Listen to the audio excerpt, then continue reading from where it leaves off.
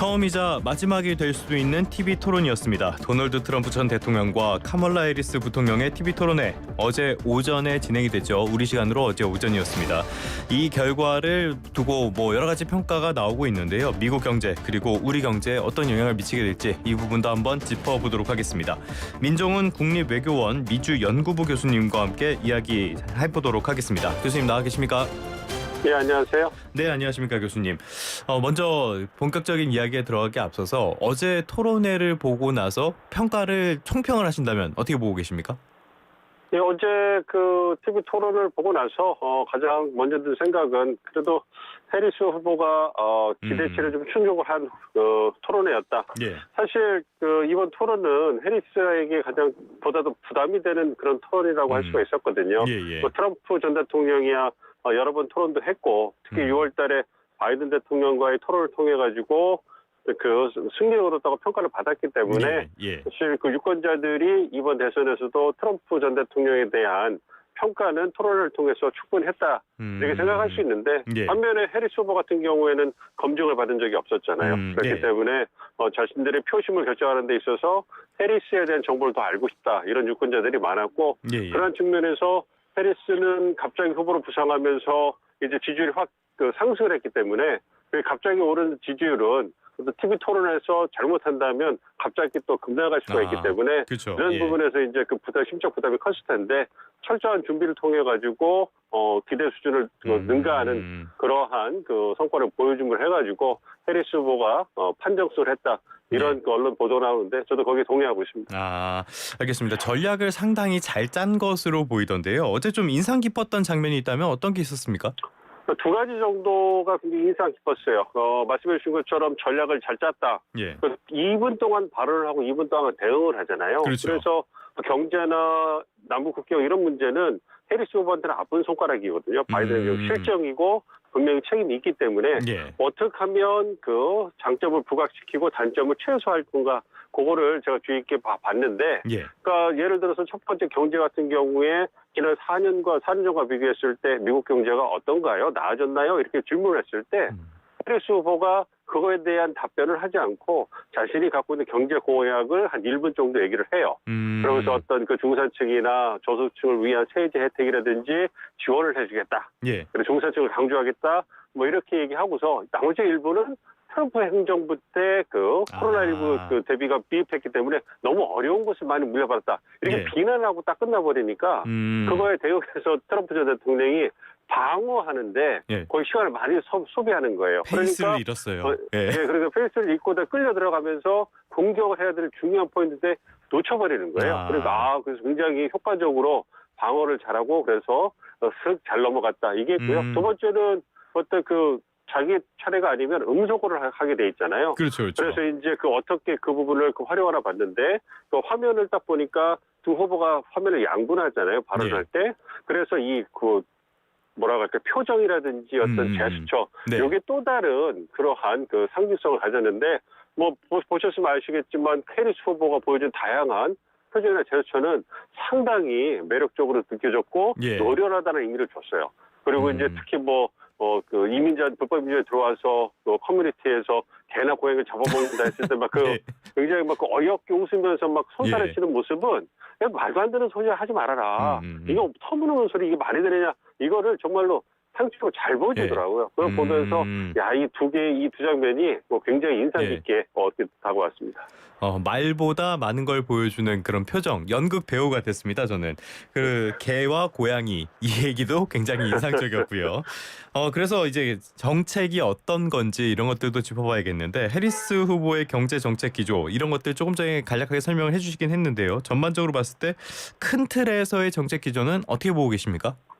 그러니까 중산층을 중시하고 미국 노동자를 중시한다 이런 거고요. 그러니까 바이든노믹스의 연장선상에 있다고 보시면 될 것 같아요. 바이든노믹스라는 게 바텀업이라고 그래가지고 과거에는 친기업 정책을 써서 낙수 효과로 경제가 부강해진다 해서 탑다운 모델 형식을 많이 썼는데 보수 정당이 썼는데 이제는 진보 정당이 민주당이 그런 모델에 작동하지 않는다. 그렇기 때문에 중산층과 노동자 중심, 중간 계층이 튼튼해져야 이제는 미국 경제가 발전할 수 있다. 이런 모델이거든요. 그걸 위해서 투자라든지 교육이라든지 경쟁을 강조하는 게 바이든노믹스인데 예. 그 연장선상에 있는 것 같아요. 대신에 바이든노믹스가 별로 인기가 없으니까 기회 경제라는 말로 그거를 아하. 이제 전환시켜가지고 예. 공략을 하고 있는데 큰 틀의 차이는 없습니다. 그래서 어쨌든 밑에서 위로 어떤 경제를 그 중심을 밑에서 위로 올림으로 해가지고 밑에 중산층, 저소득층을 탄탄하게 그리고 계속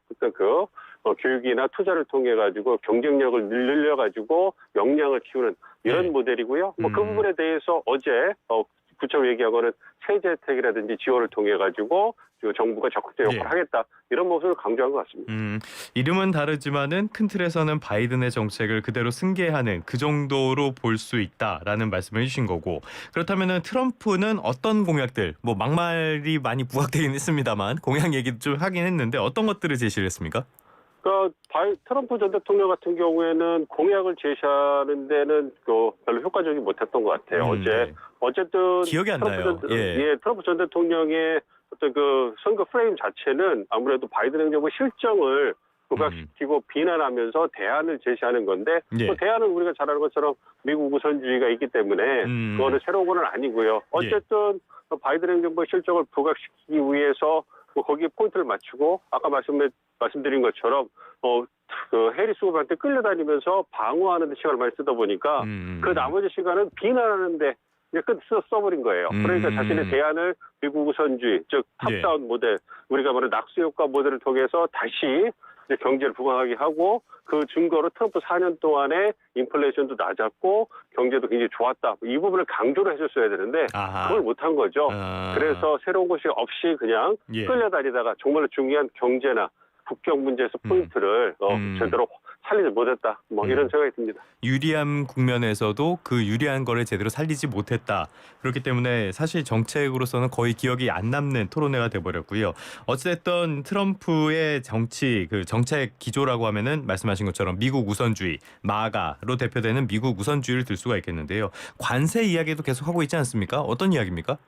그러니까 관세를 이용한다는 건 뭐냐면요. 미국 우선주의의 핵심이 통상이 한 축을 좌우를 해요. 이민과 통상이 두 축을 좌우하는데 미국 우선 통상 정책이라는 것이 트럼프가 주장하는 것은 이제 지난 수십 년 동안 미국이 어떤 전 세계 무역 환경에서 제대로 대접을 받지 못하고 불공정 피해를 받아왔다. 그리고 특히 이제 다른 국가들은 미국에 대해서 통례 없이 높은 관세를 매기는데 미국은 거기에 제대로 대처하지 못하고 질질 끌려다니는 모습을 보였다. 그래서 자신이 당선이 되면 그러한 불공정한 무역 관행을 적극적으로 개입해서 변화시키겠다. 이런 거거든요. 그리고 그것을 주요한 수단으로 관세를 얘기하는 거예요. 그래서 트럼프가 이번 대선에 강조하는 관세 정책은 뭐냐면 어쨌든 교역을 하다 보면 비용이 발생을 하잖아요. 그런데 그 비용을 불공정한 무역 환경에서 미국 기업들과 노동자들이 좋았다 이거예요. 근데 자신은 이제 더 이상 그렇게 안 하고 관세를 10% 보편적인 관세를 매기고 중국에는 추가 60% 관세를 매겨가지고 그 비용을 외국에 전가한다는 거예요. 그래서 이제 미국 노동자 기업은 비용을 쓰지 않고 어떤 관세를 정책을 통해서 얻은 그런 비용을 통해 가지고 성장을 할 수 있는 바탕을 해주겠다 이런 얘기거든요. 그래서 그러한 관세 정책을 주장을 하는데 그 부분에 대해서도 어제도 얘기를 먼저 꺼내야 되는데 그것도 공격을 받았죠. 해리스 후보가 당신의 관세 정책이 결국은 우리 미국에 생산하는 칩을 갖다가 다 중국으로 넘어가게 해갖고 어떤 중국 공산당의 군사력을 현대화하는데 악용됐다. 그래서 당신의 관세 정책은 실패했다. 이렇게 공격을 하다 보니까 말씀드렸던 트럼프의 관세 정책이 갖고 있는 어떤 정치적 매력을 발산하지 못하고 방어하는데 급급하면서 이제 끝난 그런 상황이 된 거죠. 전문 용어로 얘기를 하자면은 말렸다 이렇게도 평가를 할 수 있겠는데 그런데 이제 관세 이 부분에 대해서 해리스 부통령이 비판을 하긴 했는데요. 어찌됐건 해리스 부통령도 지금 미국을 중심으로 하는 그런 우선주의 같은 것들은 이야기를 하고 있잖아요. 그렇게 된다면은 나중에 누가 되든지 간에 중국과의 경쟁은 더 치열해진다든지 우리한테 압박이 온다든지 이런 상황은 이어질 수 있는 거 아닙니까? 그렇죠. 큰 차이는 없다고 보는 거죠. 그러니까 트럼프가 얘기하는 미국 우선 통상 정책이나 해리스가 얘기하는 중산층을 위한 대외 정책이나 다 핵심은 미국 노동자와 중산층을 어떤 그 이익을 예. 극대화하는 이런 그 경제정책 통상책을 펴겠다 이거예요. 그걸 위해서 두 가지의 그 정책적인 목표 수단이 있는데 하나가 무역수 적자를 줄이는 거고 두 번째가 미국을 다시 제조업의 허브로 만드는 거예요. 네네네. 그래서 관세 같은 경우 그 무역수 적자를 줄이기 위해서 뭐 말씀드린 것처럼 트럼프는 동맹이나 비동맹 상관없이 관세를 필요하면 무차별적으로 매기는 거고 해리스는 뭐라고 얘기를 하면 정경정책에서 중국에 대해서 중국이 불공정 무역 관행을 일으키기 때문에 관세를 전략적으로 써왔고 그걸 이렇게 쓸 거다 이런 얘기를 하는 거죠. 그러니까 동맹에 대해서는 좀 차별하고 있지만 우리 같이 대미국의 국제국인 한국 같은 경우에는 만약에 그 국내 정치적으로 미국 노동자들의 어떤 그 요구가 있으면 거기서 자유로울 수 없을 가능성이 있는 거죠. 압박을 받을 가능성이 있다. 예, 그래서 그 주의를 해야 되는 거고 두 번째는 제조업의 허브가 미국이 다시 돼야 되니까 아무래도 양질의 일자리를 다시 리쇼어링, 미국 내로 불러들이는 거잖아요. 예. 그거의 기조에는 뭐 바이든이나 트럼프나 차이가 없는 거죠. 그리고 이제 그리고 안정적인 공급망을 확보해야 되니까 거기 공급망 재편하는데 중국을 배제하고 수출 통제하는 거. 요즘은 장비 통제까지 해버리잖아요. 그렇죠. 뭐 이렇게 되니까 그런 부분에서 이제 첨단 기술 분야에서 최첨단 세계 최고의 제조 기술을 가진 한국에 대해서 압박이 높아지는 거고 이거는 누가 당선되든지 가게 이거는 우리가 한미 관계에 있어서 최우선적인 과제가 될 거라고 생각하고 있습니다. 외교의 역량이 굉장히 중요해지겠습니다. 그래서 미국 노동자를 보호한다는 차원에서 이 러스트벨트, 뭐 US 철강의 일본 매각 반대 이런 것에는 뭐 의견이 거의 동일했던 것도 이런 것이 아닐까 싶은데요.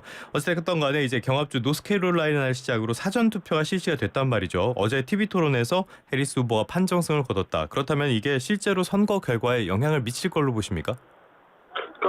좀 지켜보긴 해야 될 건데요. 왜냐하면 연구 결과를 보면 TV 토론이 표심을 얼마나 변화시켰느냐 이거에 관한 연구 결과는 그렇게 크지 않아요. 제한적인 영향이다. 즉 3% 내외 정도의 표심이 변할 수 있다. 그리고 대부분은 자신들이 갖고 있는 후보에 대한 어떤 인식을 강화해주는 이런 역할을 하는 거거든요. 그러니까 우리가 보고 싶은 것만 본다. 이런 부분이 거기도 적용이 되는 거예요. 그래서 자기가 지지하는 후보에 대한 어떤 좋은 정보만 취득해가지고 자신의 지지를 합리화하고 강화하는데 이렇게 쓰는 게 크고요. 그렇지만 뭐 부동층이라고 하는 무당파 중도층은 지지하는 후보가 아직 없을 수 있으니까 그런 분들에게는 이제 이런 어제 TV 토론의 어떤 결과, 정보, 후보에 대한 정보가 유용하게 쓸 수 있는 거죠. 그렇기 때문에 다음 주에 나오는 여론조사를 보시면 해리스 후보가 한 1, 2%, 한 2% 내열 해가지고 여론조사에서 득을 보는 그런 결과가 많이 나올 수 있지 않을까 생각하고 있고요. 어쨌든 남은 2달 동안에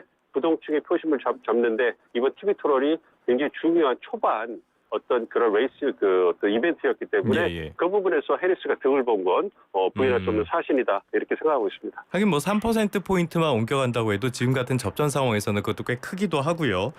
뭐 배팅 사이트나 시장에서는 해리스 후보의 당선 가능성을 조금 더 높게 보는 그런 상황이기도 하고 그렇다면 앞으로 대선까지 시간이 남아있는데 어떤 변수가 있다고 보십니까? 제 생각해보면 크게 2개 정도 이제 생각해 보실 수 있는 것 같아요. 첫 번째는 미국 내 경제 상황. 모두의 앵커께서 말씀해 주신 것처럼 인플레이션, 그다음에 실업률, 뭐 고통지수, 그다음에 CPI 경제 지표들이 나오잖아요. 그러니까 가장 해리스 바이든에게 어려운 숙제가 뭐냐면 미국 내 경제 상황이 좋아지고 각종 경제 지표가 굉장히 좋잖아요. 뭐 일각에서는 미국 나 혼자 좋다, 뭐 경제가 이렇게 얘기를 하는데. 근데 미국 주가도 그렇게 생각 안 하거든요. 왜냐하면 물가가 생체국 가격이 너무 높으니까 그 부분에 불만이 있는데 그 인식의 격차를 얼마나 줄일 수 있느냐. 그게 이제 지금 보여주는 고통지수라든지 여론조사에서 경제가 어떻게 될 것 같습니까? 인식이 어떻습니까? 이런 부분에서 인식인데 여기 조금씩 나아지고 있어요. 그래서 그러한 추세가 지속돼서 판세가 해리스에게 이렇게 좀 우호적으로 계속 갈 거냐. 아니면 지표가 이제 좀 좋지 않게 나오면서 그러한 상승 무드가 꺾일 것이냐. 요거는 굉장히 부동층들의 표심을 결정하는데 가장 큰 영향을 줄 것 같고요. 그와 더불어서 이스라엘 하마스 전쟁. 이 부분에서 이제 미국 국민들, 군인이라든지 미국 민간인들이 연계해서 사망하는 사건이 발생한다면 이거는 피할 수 없는 바이든 행정부의 실책이 되는 거거든요. 예. 그렇게 되면 해리스 후보에게 지지율에 악영향을 끼칠 수 있겠죠. 결국 저희가 또 생각하지 못하는 여타 어떤 이벤트가 있을 수 있는데 그걸 좀 지켜봐야 될 것 같습니다. 알겠습니다. 경제와 지정학적인 리스크를 꼽아주셨고요. 교수님께서 말씀해주신 경제 고통지수, 이거는 미저리 인덱스라 그래가지고 경제 상황을 나타내는 지표인데 상당히 대선 결과를 정확하게 예측하는 것으로 알려져 있습니다. 어찌됐건 그렇다면 끝으로 지금 상황에서 속단은 당연히 어렵겠습니다만 트럼프와 해리스 이 중에서 우리 경제에 좀 나은 후보가 누구다라고 얘기를 한다면 교수님께서는 누굴 꼽으시겠습니까? 그러니까 어느 후보가 된다고 해서 우리 경제에 일방적으로 좋다 나쁘다 이렇게 얘기하기는 어렵고요. 예. 너무 이분법적인 단순화된 표현이고요. 제가 말씀드리는 것은 그겁니다. 안정성과 예측 가능성, 변화와 기회 이 두 개의 어떤 요인을 축으로 봤을 때 안정성과 예측 가능성은 아무래도 해리스 후보가 더 강점을 갖고 있고 변화와 기회의 측면에서는 아무래도 트럼프 후보가 더 강점을 갖고 있기 때문에 이거는 어떤 개별 업종이 갖고 있는 특성 그렇지 않습니까? 한 기업이 어떤 새로운 사업을 발주하고 뭔가 시장에 후발주에서 뛰어든다고 한다면 변화와 기회가 필요한 거고요. 그렇지 않고 지속적인 안정적인 성장을 원하는 기업이나 어떤 재계 입장에서는 안정성, 예측 가능성을 통해서 투자라든지 어떤 연구개발을 할 수 있는 거잖아요. 그런 측면에서 장단점이 다 있기 때문에 두 개의 시나리오를 놓고 저울질 해보시는 게 그리고 대비하시는 게 적절하지 않을까 이렇게 생각을 합니다. 알겠습니다. 역시 불확실성이 있을 때는 대비가 무엇보다 중요하겠죠. 지금까지 민정훈 국립외교원 미주연구부 교수님과 함께 어제 TV토론 관련된 이야기 분석해봤습니다. 오늘 말씀 고맙습니다. 예, 감사합니다.